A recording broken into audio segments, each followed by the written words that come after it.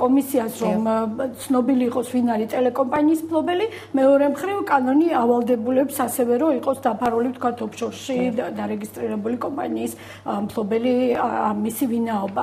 ასე რომ ფაქტი გვაქვს ჩვენ ამგვარი რომ არ ვიცით ვინ არის ტელეკომპანიის მფლობელები, როდესაც საუბარია იმაზე რომ რესტრუქტურიზაცია ხდება ვალების, ჩვენ არ ვიცით ვისი ვალების რესტრუქტურიზაცია ხდება, სხვა შორის ამის თაობაზეც არის რამდენიმე წინადადება ამ ანგარიშში და პრაქტიკულად პროცესი დაიწყო ტელეკომპანია 25 არხის და ტელეკომპანია რიონის დასახმარებლად და შემდეგ აღმოჩნდა რომ პროცესი ვრცელდება ნაციონალურ არხებზეც და ეს კი ნიშნავს იმას რომ შეუდარებლად მეტი ვალის ჩამოწერა ხდება თბილისურ ტელევიზიებში ვიდრე რეგიონულ ტელევიზიებში მაგრამ მიუხედავად ამისა მაინც ესეც მიმაჩნია რომ ნამდვილად კარგია რომ რეგიონული ტელევიზიები დიდი წნეხისგან გათავისუფლდებიან და მათ ეკნებათ მეტი საშუალება ამიერიდან იმედი მაქვს რომ თვითონ შეარჩიონ თავისი საინფორმაციო პოლიტიკა როგორი იქნება და იმუშაონ უფრო მეტად სტანდარტებთან და სინდისთან შესაბამისობაში.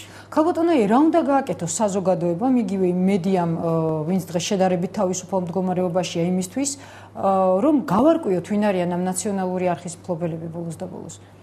არის თუნდაც პარლამენტში პარტია, მე მათთვის ხშირად მიმართავს და ყოველ შემთხვევაში სიტყვიერი მხარდაჭერა მიღებული მაქვს, რომელიც იმ ჟურნალისტებისგან არის შემდგარი, ვისაც ფაქტიურად აეგრძალათ მედიაში მუშაობა.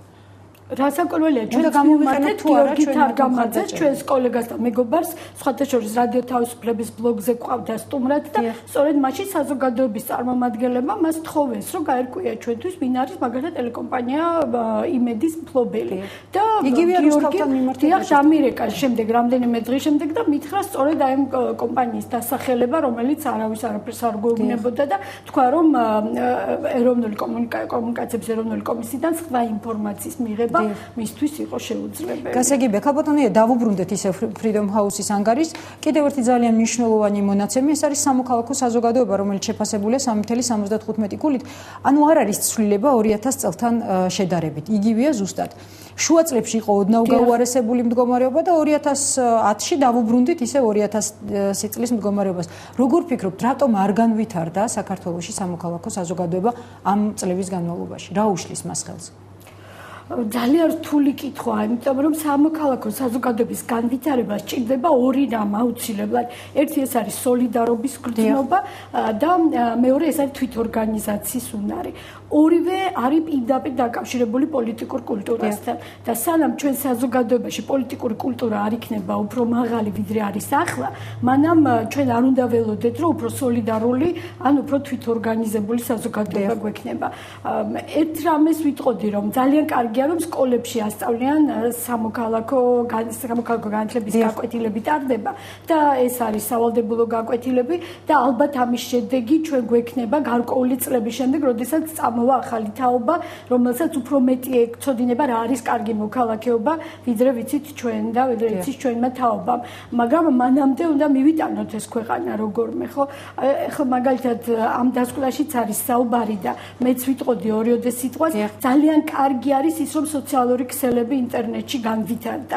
ეს ნიშნავს იმას რომ ჩვენ ქვეყანაში დღეს პრაქტიკულად შეუძლებელია დაიმალოს რამე, იმიტომ რომ საკმარისია ერთმა ადამიანმა მიიღოს ინფორმაცია და მას უკვე შეუძლია რომ გახადოს ის საჯარო ყველასთვის სწორედ ამ სოციალური ქსელების საშუალებით და გარდა ამისა გაჩნდა ბლოგები როგორც სადისკუსიო სივრცე. რა ჭირდება საზოგადოებას იმისთვის რომ გაიზარდოს? ჭირდება რეალური ინფორმაცია გარემომცველი სამყაროს შესახებ და ჭირდება ადგილი სადაც ის სხვა ადამიანებს გაუძლებს თავის მოსაზრებებს და მოусმენს მათ. ამიტომ ეხლა თუ ვიტყვით რომ თქვათ იგივე Facebook-ი მაგალითად და ბლოგები არის ძალიან განვითარებული და სწრაფად განვითარდა საქართველოში ეს სოციალური ქსელები. ჩვენ შეგვიძლია ვთქვათ, რომ ერთი ნაბიჯი წინ გადავდგით ნამდვილად. თუმცა რეგიონებში ეს ასე არ არის, ქალბატონო. იცით რა, რეგიონების მედიისთვის ეს ყველაფერი არის ხელმისაწვდომი და ეს უკვე არის მნიშვნელოვანი. რატომ? იცით, აი საკმარისია რეგიონული მედიის რომელიმე ჟურნალისტ და ჩვენი გვყავს არაჩვეულებრივი ჟურნალისტები, ძალიან მებრძოლი ადამიანები. ხელში ჩაუვარდეს რაიმე ინფორმაცია, რომელსაც ის თქვათ დაბეჭდავს თავის გაზეთში, რომელსაც წაიკითხავს ძალიან ცოტა ადამიანი. ადამიანი, ხო? დღეს მას აქვს საშუალება, რომ იმ წამსვე ეს ინფორმაცია განათავსოს სოციალურ ქსელში, რის შემდეგაც ის ხდება ყველასთვის ცნობილი. ეხლა ვიტყვი ერთ რამეს, მაგალითად, აი ღამე, როდესაც ხდებოდა სტალინის ძეგლის მინდოდა ეს შეკითხვა თქვენთვის დამესვა და კარგია რომ თქვენთან წამოწეს. ეს იყო ერთ-ერთი მნიშვნელოვანი ღამე. სხვა შორის ქუთაისში რომ მემორიალი აფეთქეს, იმ ღამესაც ზუსტად იგივე ხდებოდა ჩვენთან ბლოგზე. აქ ეს იგი მომენტალურად გავრცელდა Facebook-ით ინფორმაცია, რომ ახლა ამ წუთას მიმდინარეობს ძეგლის დემონტაჟი და შემდეგ არ ვიცი ვინ, მაგრამ იყვნენ ადამიანები, რომლებიც ჩვენი ორგანიზაციის ვებგვერდზე, სადაც მოქალაქე ჟურნალისტებს ვთავაზობთ, რომ მოგვაწოდონ ინფორმაცია, თუ კი მიაჩნიათ, რომ ეს არის მნიშვნელოვანი ინფორმაცია, მთელი ღამე შემოდიოდა მასალა იმის შესახებ, თუ რა ხდებოდა იმ წუთებში გორში. შემდეგ ხდებოდა ამის განხილვა ბლოგზე, ხდებოდა ამის განხილვა Facebook-ზე. პრაქტიკულად არც თბილისს და არც რეგიონებს იმ ადამიანებს, ვისაც ხელი მიუწვდებოდათ ინტერნეტზე, არ ეძინათ იმ ღამეს, იმიტომ რომ ყველას გვაინტერესებდა რა მოხდებოდა. ხო არ დაიძაბებოდა ვითარება, ვთქვათ, ხო არ იქნებოდა საჭირო უფრო მძიმე ფორმის ჩარევა, ვთქვათ, მოქალაქეების რაღაც ნაწილის წინააღმდეგ და ასე შემდეგ. ასე რომ დღეს პრაქტიკულად იმდენად არის კომუნიკაციები განვითარებული, რომ დამალვით არაფერი აღარ იმალება. ეს უკვე ერთი დიდი ბედნიერება. ვთქვათ, უკრაინაში ჩვენ ვინ გავგზავნეთ როგორც სახელმწიფო დამკვირვებლები, ვინ იყვნენ ეს ადამიანები, რა პროფესიის იყვნენ, ვიზუალურად როგორ გამოიყურებდნენ, ეს ვიცოდით მხოლოდ იმიტომ, რომ სოციალურ ქსელში მიიღო ვიღაცამ და გაავრცელა ეს ინფორმაცია. შემდეგ უკვე აიტაცა მედიამაც. ამიტომ ანუ მიგეშნია თუ არა რომ დღეს პრაქტიკულად ინფორმაციის შეზღუდვა უკვე ძალიან რთულია ნებისმიერი ხელისუფლებისთვის. იცი და ამბავი რომ გახდეს ყველასთვის გასაგები, ეს ნამდვილად ასეა და ამის შეზღუდვა შეუძლებელია. მაგრამ თუ ჩვენ ვფიქრობთ, რომ მედია არის ის არხი, საიდანაც ადამიანების ცნობიერებას მუდმივად უნდა მიეწოდოს რაღაც პროპაგანდისტული ნაკადი, ამას ვერ უშველის სოციალური ქსელები. სამწუხაროდ ჯერჯერობით აი ეს ტელევიზიები, რომლებიც ვრცელდება მთელი საქართველოს ტერიტორიაზე, რომლებსაც ძალიან კარგად აკონტროლებს ხელისუფლება, ქმნის იმ საინფორმაციო ნაკადს, რომელიც შედეგს გვაძლევს შემდეგ არჩევნებში.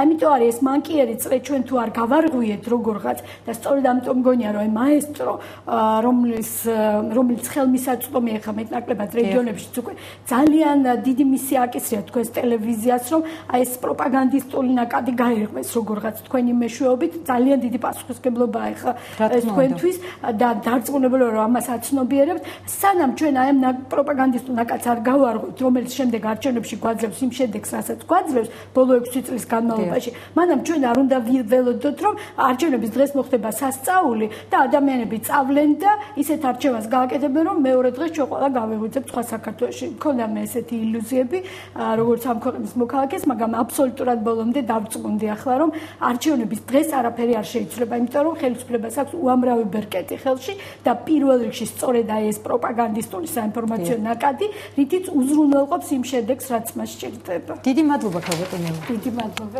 ჩვენი სტუმარი იყო ია ანთაძე, დღეს ამით გემშვიდობებით, ხოლმე 10-ზე ისევ შევხვდებით ერთმანეთს. ნახვამდის.